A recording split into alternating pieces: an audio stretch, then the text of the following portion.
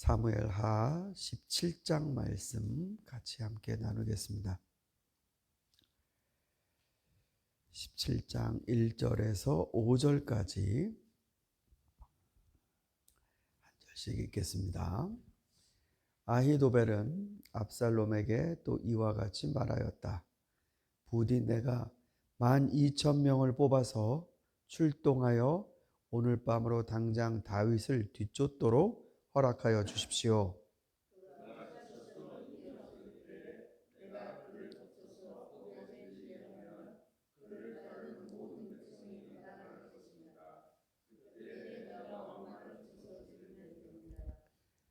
그렇게만 되면 내가 온 백성을 다시 임금님께로 돌아오게 할 수 있습니다.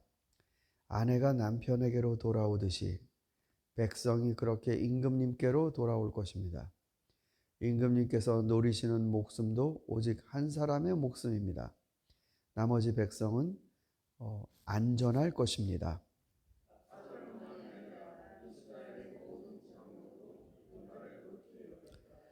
그러나 압살롬은 아렉 사람 우세도 불러다가 그가 하는 말도 들어보자고 하였다.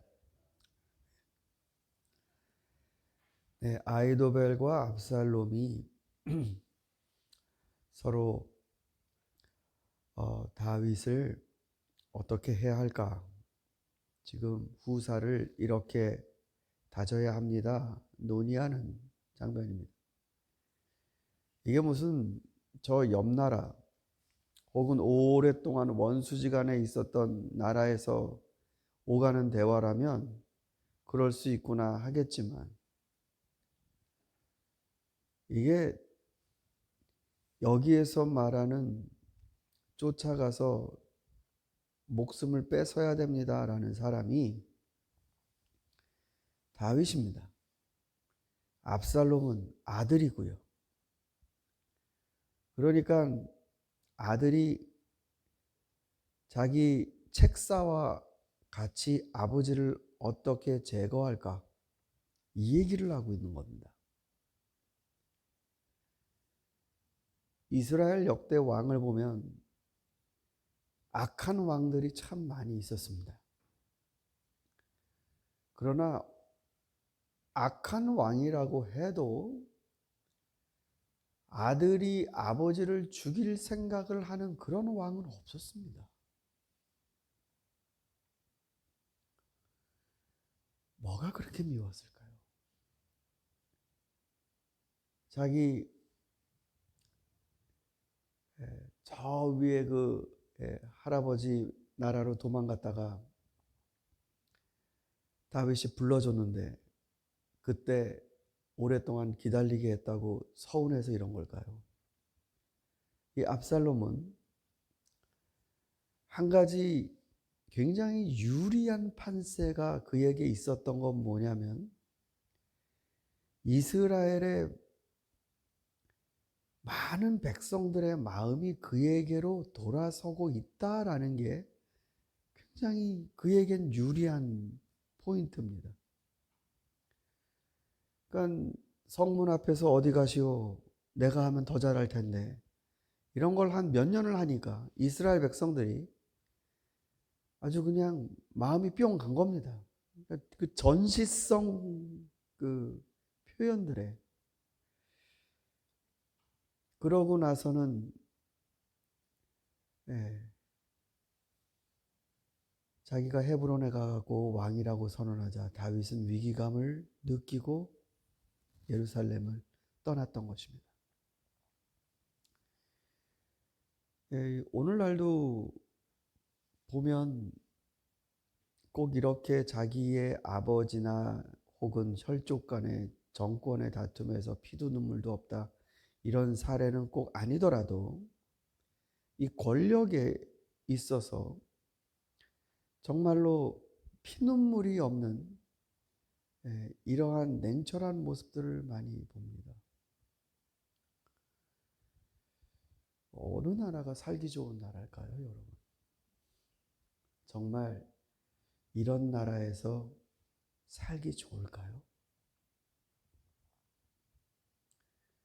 만약에 왕이 자신의 권력을 다지기 위해 수단과 방법을 가리지 않는 모습을 신하에게 보여주면 신하도 역시 자신의 힘을 갖기 위해 수단과 방법을 가리지 않게 되고 그 신하를 본 백성들도 자기의 이익을 갖기 위해 수단과 방법을 가리지 않게 되고 이것이 그 나라의 정신적인 기조가 됩니다.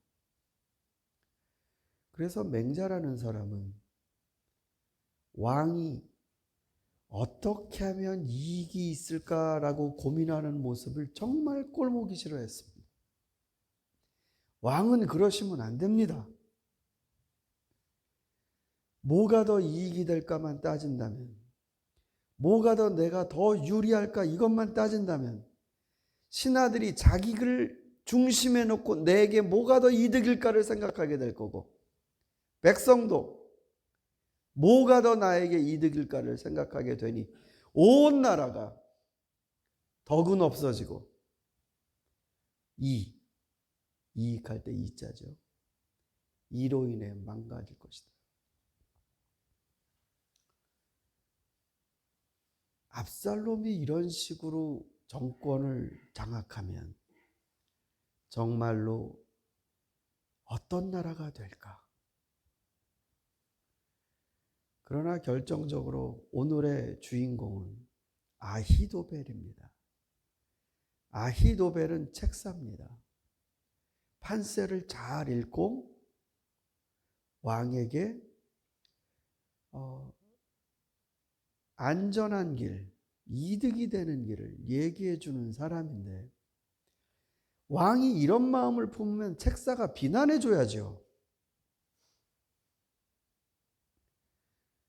아무리 임금님이 헤브론에서 왕위를 선언하셨다 하더라도 이 나라는 백성들이 사울은 천천히요 다윗은 만만히요 하면서 세웠던 다윗의 나라입니다. 순서가 있습니다. 일을 이런 식으로 하시면 안 됩니다. 아버님을 모셔오십시오. 그리고 양위를 정당하게 받으십시오. 이런 삐뚤어진 걸 잡아주려는 의견을 낸 게 아니라 12,000명만 주십시오. 아무런 희마리도 없이 이제 거의 끝물처럼 되어가는 이 다윗은 12,000명만 있으면 해결됩니다. 제가 쫓아가서 오늘 밤 안으로 처리하겠습니다. 이런 얘기를 했습니다. 사랑하는 성도 여러분,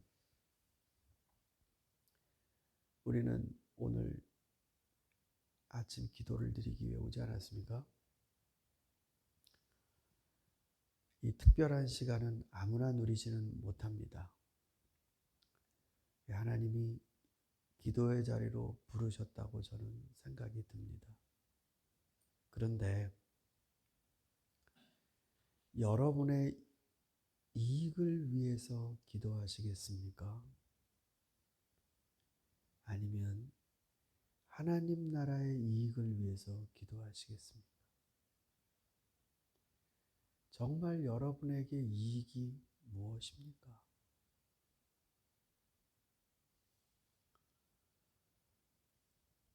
제가 아직도 기억나는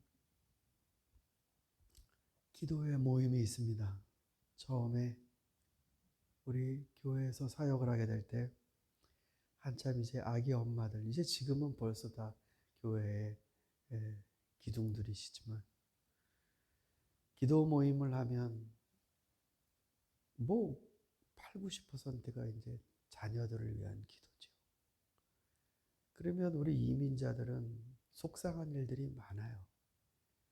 애들이 학교 가서 이것저것 뒤떨어지고 어눌하고 그래서 차별을 겪고 애가 학교 가기 싫다고 그러면 또 엄마는 눈물을 흘리고 그런 기도를 참 많이 하죠.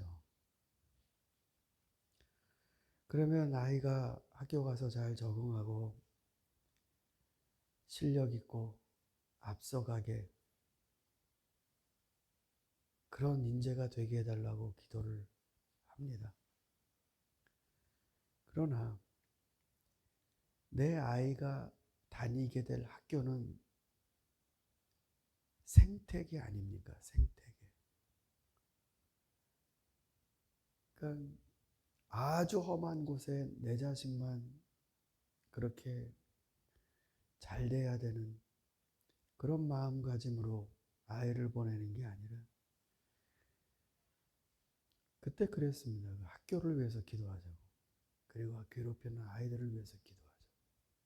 선생님을 위해서 기도하자고.